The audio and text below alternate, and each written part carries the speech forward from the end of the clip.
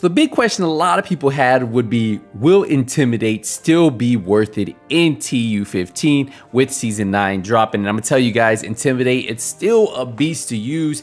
And if you guys use it with this build, 100% you guys will not feel that much of a difference. Yes, it doesn't have that initial burst, but give it 7 seconds and it starts to pack a punch.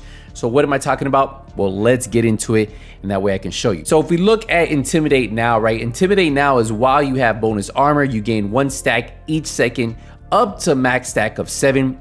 Each stack increases weapon damage by 5% to enemies within 10 meters. So instead of getting that initial burst damage of 35%, right off the bat, you have to wait those 7 seconds to get the full 35%.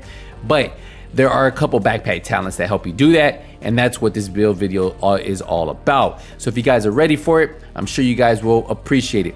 Also, don't worry about the shield. The shield seems to work pretty decently with a build that has 1.3 million armor. And as you guys are seeing in this gameplay, I was running through content pretty easy. No challenge at all.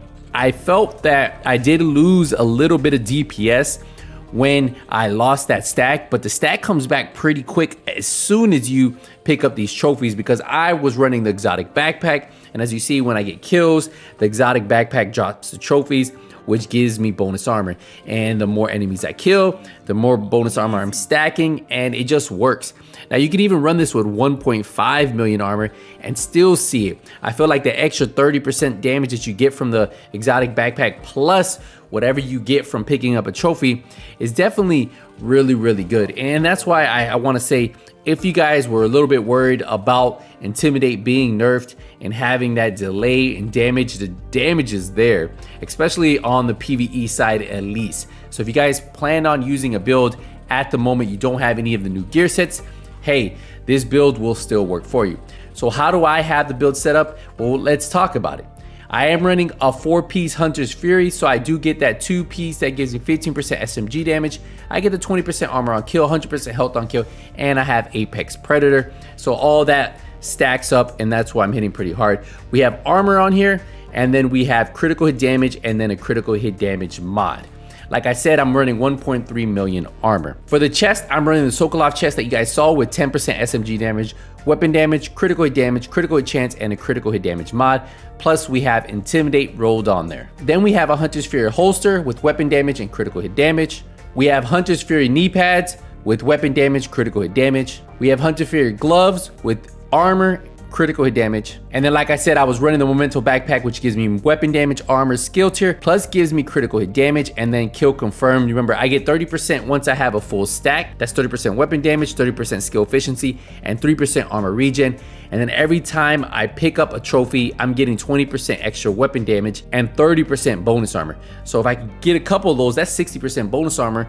And that's a nice chunk of armor I have right there. And I keep that up, and that helps me keep Intimidate up. And that's what I honestly like about that. It does last 10 seconds. I felt like this works better than running Bloodsucker because of the fact that you do get the extra damage from the trophies, and then you get the damage from having the stacks full, right? So that's why I think this is the better way to run it over if you ran something with Bloodsucker, which gives you 10% bonus armor every time you get a kill, but it lasts 10 seconds, but it can stack up to 10 times. I just felt like Memento is definitely give you the better bang for the buck and give you enough armor to keep Intimidated procced. So for PvE, I don't see this being an issue. And for the skills, I am running the Crusader shield. It is a tier 4 shield because I have 1 yellow and 3 reds, and I honestly think it still holds up. Just don't let it disintegrate, because when it does explode, it will disorient you, and that's the one thing you want to make. I just have shield health, and damage bonus per enemy, which doesn't work with this, but yeah.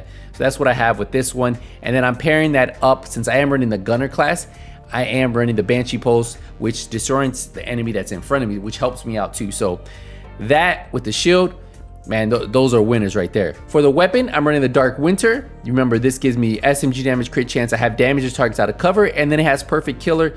Killing an enemy with the critical hit grants 50% critical damage for 10 seconds. For the mods, I have 5% crit chance, plus 20 rounds, 5% critical hit chance, and then 5% critical hit chance on the mod. And then let's check out the stats, right? So if we go to my stats, you'll see I'm almost at 50% critical hit chance, 140% critical hit damage, 70% weapon damage, I'm sitting at 90,000 weapon damage, and that's not including what the bonuses that I'll get from Intimidate or Memento Backpack when it's at full stack and picking up those bonuses.